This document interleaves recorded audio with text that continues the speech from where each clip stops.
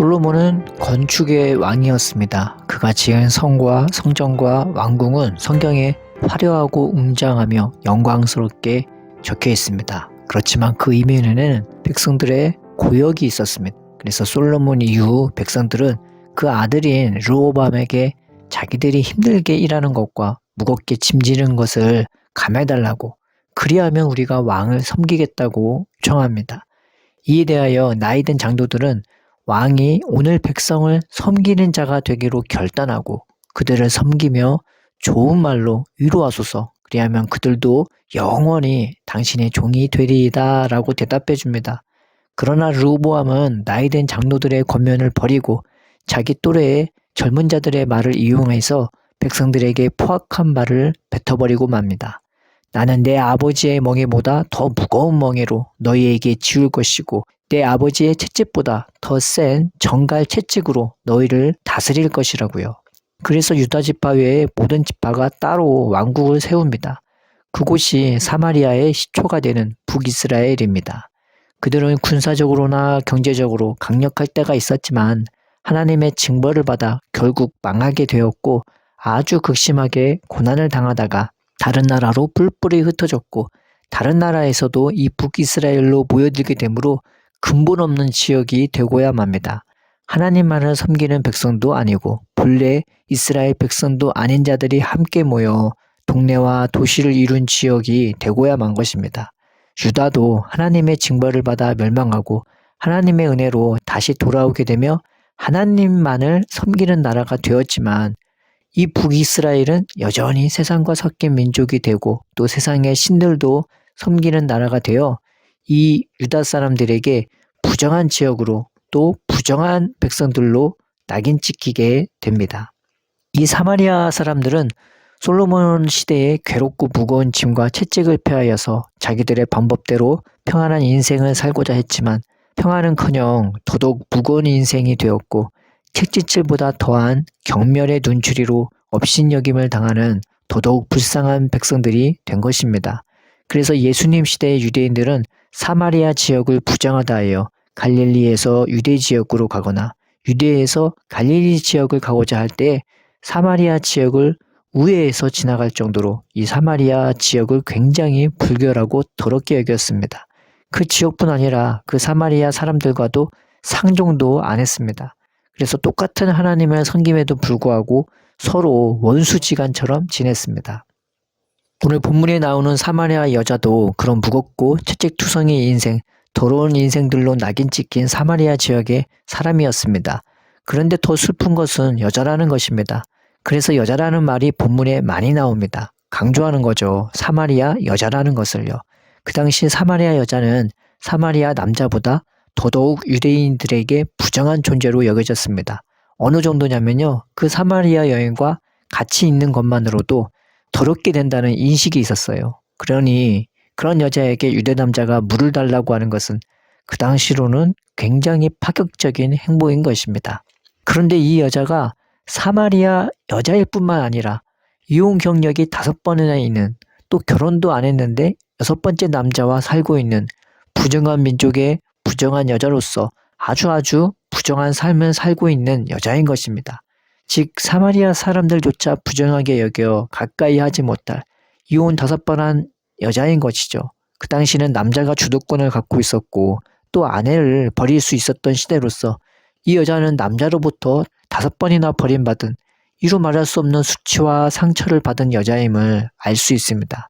그러기에 남자와 살고는 있지만 그 남자를 믿을 수는 없고 또 버림받을까 두려워하며 사는 수치스럽고 두려움 가득한 인생인 것입니다. 그래서 그 여인은요, 무거운 항아리를 들고 한낮에 물을 뜨러 갈 수밖에 없었을 것입니다. 중동의 그 낮 날씨는 극히 무더워서요, 낮에는 일을 하지 못합니다. 그래서 아침 일찍 일어나서 해가 중천에 뜨기 전에 끝내야 했고, 물을 뜨러 가는 것은 새벽이나 아침 일찍 혹 날이 저물 때 하는 일이었죠. 그런데 이 여인은 한낮에 그 무거운 물뚱이를 들고 우물에서 물을 뜨러 온 것입니다. 왜 그러겠습니까? 남들에게 비추고 싶지 않기 때문입니다. 인생이 힘들고 무거운데 그 채찍질 같은 사람들의 시선을 더더욱 견디기 힘들었을 것입니다.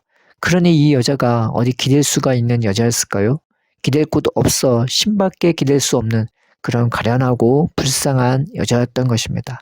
바로 이렇게 사람들로부터 부정한 취급을 받은 혹 스스로도 부정하게 여기는 그래서 쉼도 없고 자유함도 없이 누구보다 인생의 무거운 짐을 지며 사는 여자가 오늘 물동이를 지고 한낮에 예수님의 곁을 지나갔던 것입니다. 그러나 그녀는 누구보다 그 인생의 무거운 짐을 내려놓고 싶고 사람들의 시선으로부터 벗어나서 자유하기 원했을 것입니다. 누구보다 사랑을 갈구했을 것이며 정말이지 이루 말할 수 없는 그 인생의 갈증 가운데서 허덕이며 사는 여자였을 것입니다. 오늘 본문의 예수님은 바로 이 사마리아 여인에게 말을 거신 것입니다. 그러나 이 여인은 친절과 사랑과 호의로 대하는 예수님의 말씀에 대하여 평생에 걸쳐받은 그 상처로 말미암아 처음에는 가시같이 반응합니다. 삐딱선을 타려고 하는 거죠. 그러나 예수님은 이 여인을 아시고 하나님이 이 여인을 찾고 받는 자임을 알고 계시기에 이 여인에게 넉넉함으로 그리고 너그러움으로 포기하지 않고 끝까지 하나님의 복음을 증거해 주십니다. 그렇게 따스하고 친절하고 온유하며 확신과 열정으로 가득하신 예수님과의 대화로 말미암아 이 여자는 아무도 상종 않는 자신을 하나님이 찾으시는 것과 또 그 하나님이 자신을 예배자로 받고 계심을 알게 됩니다. 이것이 이 여인에게는 구원이 됩니다. 이것이 이 여인에게는 평생의 무거운 짐을 내려놓게 만듭니다. 이것이 이 여인에게는 채찍 같은 사람들의 시선으로부터 자유함을 얻게 만듭니다. 나 같은 사람, 더럽고 수치스러운 인생인 자신을 하나님이 지금 찾으시고 받으신다는 그 예수님의 복음 때문이었습니다. 이것을 통해 이 불쌍한 사마리아 여자는 자기 평생에 지던 인생의 무거운 물덩이를 내던진 채 같은 동네에 살면서도 두려워하던 사마리아 동네로 들어가 예수님에 대해 그리스도가 아니냐며 그들에게 예수님을 전하기 시작합니다. 이것을 통해 우리가 살펴볼 것은 첫째로 하나님은 이렇게 사마리아 여인 같은 자들을 찾으신다는 것입니다. 시편 51편의 다윗은 하나님이 찾으시는 제사는 상한 심령이라 하나님이여 상하고 통회하는 마음을 주께서 멸시하지 아니하시리이다 고백합니다. 여기서 상한다는 말은 깨지고 부서진다는 단어이고요. 통회한다는 말은 그 깨어진 조각조차 으깨진다는 단어입니다. 즉 그 정도로 스스로 어찌할 수 없는 상태인 것이죠. 이에 대하여 예레미야 30장 17절에서도 이렇게 말씀하고 있습니다. 여호와의 말씀이니라. 그들이 쫓겨난 자라 하매 시온을 찾는 자가 없은즉 내가 너의 상처로부터 새 살이 돋아나게 하여 너를 고쳐주리라.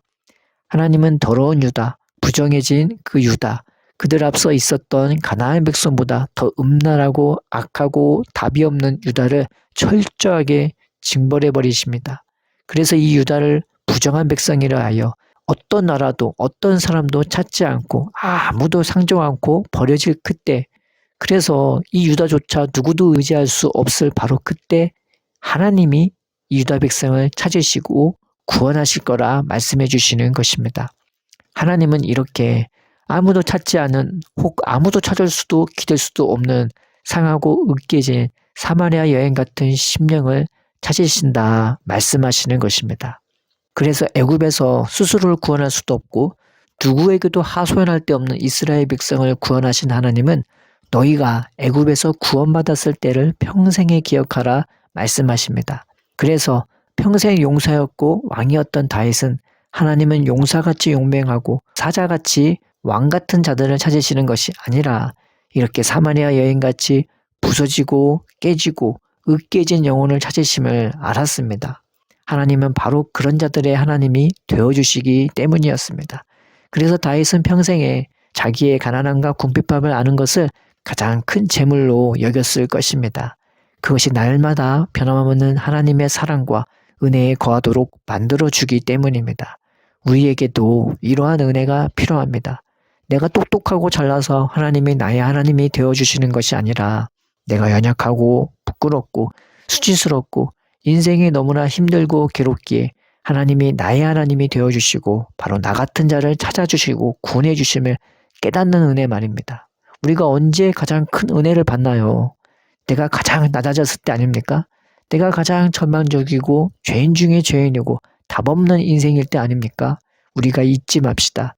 내가 사마리아 여자같이 소망 없고 하나님 없으면 사실 아무것도 아닌 헛되고 덧없는 인생임을 잊지 말고 늘 겸손함과 감사로 하나님의 능력과 은혜와 사랑과 그 돌보심에 거하는 우리가 됩시다. 둘째, 우리를 향한 예수님의 눈과 말씀이 우리 인생의 무거운 짐과 수치심을 내버리게 만들어 주신다는 겁니다. 구약의 레위기에서는요, 문둥병자에 대한 규례가 13장, 14장에 기록이 되어 있습니다. 문둥병이 무엇입니까? 전염병입니다. 더러운 병입니다. 깨끗하지 못한 부정한 병이죠. 아무런 감각도 없고 또 이 더러운 병을 사람들에게 옮길 수 있게 사람들을 떠나 혼자 떨어져 지내야 할 병입니다. 그런데 이 병을 치료하는 방법이 독특합니다. 어떻게 고칠까요? 약을 바를까요? 약을 먹을까요? 그런데 성경은 제사장이 이 문둥병자를 보고 깨끗하다 하면 그게 고쳐진 거래요. 세상에 이런 치료법이 어디 있습니까? 보기만 하고 말만 하는데 그게 어떻게 치료가 되고 그게 어떻게 우리를 깨끗하게 하는 걸까요? 그러나 이것은 예수님을 통해 우리에게 이루어질 구원을 비유적으로 보여준 것입니다. 내 마음에 사람들이 나를 업신여기거나 무시하거나 경멸하는 것 같으면 우리는 그런 사람을 피할 수밖에 없습니다. 반대로 스스로가 다른 사람 보기에 부끄럽고 수치스럽게 여겨지면 반대로 내가 사람들에게 쉬이 다가가지 못합니다. 그런데 제사장만은 바로 그 더러운 문둥병자에게 가까이 갑니다. 왜냐? 그 문둥병자를 그 마음의 연약함을 은혜로 보고 긍휼로 보기 때문입니다. 그런데 오늘 본문의 사마리아 여자를 향한 예수님의 마음이 그러하였습니다. 수치스러운 인생, 부끄러운 인생, 부정한 인생인 사마리아 여자에게 다가간 예수님의 대화가 이 여자에게 구원이 되고 그 말씀으로 인해 그 눈으로 인해 그 심령이 깨끗해지고 인생의 무거운 짐과 사람들의 시선과 수치심에서 자유함을 얻게 된 것입니다. 이 여자를 향한 예수님의 마음이, 예수님의 눈이, 예수님의 음성이 하나님의 사랑과 긍휼로 가득했고 그래서 그 예수님과 가까이 있으면 있을수록 그것이 이 여자에게는 치료가 되는 것이었던 거죠. 사랑받고 싶으나 남편에게 5번이나 버림받은 여자. 그러기에 누구도 믿을 수 없고 수치심과 사람들의 시선이 불편한 이 사마리아 여인을 예수님만은 하나님이 찾는 사람으로 꼭 필요한 사람으로 대해주시는 것입니다. 그 예수님의 따스함과 친절, 그 사랑으로 말미암아 이 사마리아 여자는요 구원함과 깨끗함과 자유함을 얻게 됩니다. 기댈 수 있고 믿을 수 있는 구주를 만났기 때문입니다. 시편 103편에는 이런 말씀이 있습니다. 내 영혼아 여호와를 송축하라. 내 속에 있는 것들아 다 그의 거룩한 이름을 송축하라. 내 영혼아 여호와를 송축하며 그의 모든 은택을 잊지 말지어다.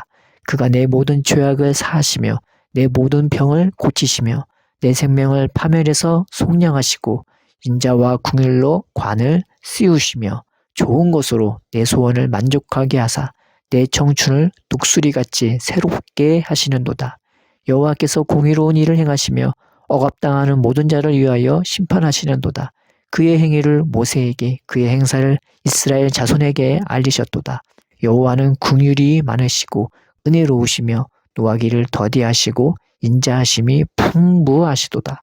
자주경책하지 아니하시며 노를 영원히 품지 아니하시리로다.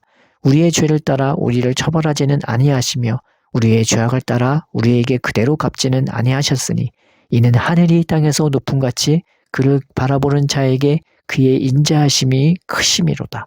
동이 성에서 먼 것 같이 우리의 죄과를 우리에게서 멀리 옮기셨으며 아버지가 자식을 긍휼히 여긴 같이 여호와께서는 자기를 바라보는 자를 긍휼히 여기시나니 이는 그가 우리의 체질을 아시며 우리가 단지 먼지뿐임을 기억하심이로다. 세상이 나를 경멸한다 하여도 혹 스스로가 스스로를 정죄한다 하여도 나 자신이 참 답없는 인생이라 여겨질지라도 그럼에도 불구하고 그 하나님의 불같은 사랑과 그 애끓는 긍휼로 예수님이 우리를 찾으심을 우리가 믿읍시다. 또 그 예수님이 다른 곳에 계신 것이 아니라 나의 괴롭고 슬픈 인생 곁에 이미 가까이 오고 계심을 나를 보고 계시고 나에게 말씀하심을 우리가 믿읍시다. 그 주님을 믿음으로 바라보고 의지하고 고백하고 신뢰할 때 그 믿음이 우리의 연약함과 수치심을 주님의 은혜와 긍휼로 덧입혀 줄 것입니다. 셋째는 이렇게 수치스럽고 가난한 심령에 하나님의 사랑과 긍휼로 덧입혀진 인생은 그 삶이 예배자의 삶으로 바뀌어진다는 것입니다. 가장 낮아진 심령, 그 이외에 하나님의 사랑과 위로와 긍휼로 덧입혀진 자가 다른 사람에게 물 한 잔을 대접해도 어찌 겸손함과 기쁨과 감사와 사랑과 온유함과 평안함으로 대해주지 않겠습니까? 그런 자의 삶은 신명기에 기록된 것처럼 자든지 깨든지 일어나든지 눕든지 걷든지 앉아있든지 집을 나가도 들어와도 언제나 예배자의 삶을 살아가게 됩니다. 늘 그 심령과 삶에서 기쁨과 평안과 감사와 찬양이 넘쳐 흐르기 때문입니다. 그 넉넉함과 풍성함이 타인을 향한 사랑과 섬김으로 연결되기에 그의 모든 삶은 하나님이 기뻐하시는 참된 예배자의 삶으로 바뀌게 되는 것입니다. 우리는 예배자라는 말을 같이 모여 찬양하고 기도하면 예배라고 생각합니다. 그러나 참된 예배는 그러한 것을 말하는 것이 아닙니다.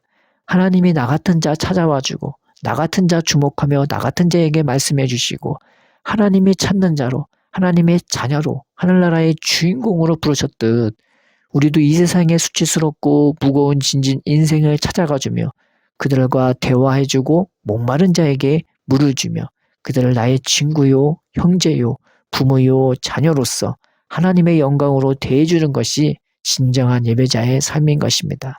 우리는 착각하지 말아야 합니다. 내가 특별한 예배를 드리고 특별한 희생과 헌신을 해야 예수님이 우리를 받으신다는 착각 말입니다. 그러나 예수님은 우리에게 특별한 희생과 헌신을 요구하시는 것이 아니라 우리가 행복해지기를 바라십니다. 사람은 언제 가장 행복해집니까? 사랑할 때 가장 행복해합니다. 그래서 예수님은 우리가 행복해지기를 원하는 마음에 우리가 하나님의 사랑 안에서 얼마나 특별한 존재인지 알려주시고 또 우리가 그 하나님의 사랑 안에서 넉넉하고 풍성해짐으로 이 세상의 사마리아 여자 같은 자를 찾아내고 사랑할 수 있는 자로 키워주시고 인도해 주시려는 것입니다. 2000년 전 한 사마리아 여자를 찾아내어 그에게 위로와 평안과 소망을 주시고 하나님이 기뻐하는 예배자로 만들어주신 예수님은 지금도 우리를 찾아오시고 부르십니다. 우리 곁에 앉아 계십니다. 예수님은 피곤한 상태에서도 사마리아 여자를 생각하시고 긍휼히 여기시고 하나님의 사랑으로 대해 주셨습니다. 예수님은 십자가에서조차 자신이 아닌 우리를 위해 기도해 주셨습니다. 예수님은 부활하셔서 더 큰 능력과 영광으로 충만해 주셔서 하나님 보좌 우편에 앉아 계십니다. 그렇다면 그 예수님이 지금 얼마나 더한 사랑으로 우리 곁에 계시며 우리를 주목하시고 우리에게 말씀하시겠습니까? 우리를 긍휼과 인자로 관수해 주시며 예배자의 삶으로 인도하시는 이 예수님께 우리가 오늘 나아갑시다. 그리고 우리의 삶이 예수님의 눈과 입에 큰 축복이요 사랑임을 온전히 믿으며 하루하루를 기쁨으로 감사함으로 자유함으로 살아갑시다. 사랑과 위로의 아버지, 날마다 우리를 찾으시고 우리 곁에 계심을 우리가 믿습니다. 우리의 심령이 날마다 하나님을 만나 위로와 평안, 기쁨과 자유함을 얻게 하시고 그 사랑 안에서 우리도 삶이 힘들고 목마른 누군가에게 이 은혜를 전하며 섬길 수 있게 하여 주옵소서. 예수님의 이름으로 기도드립니다. 아멘.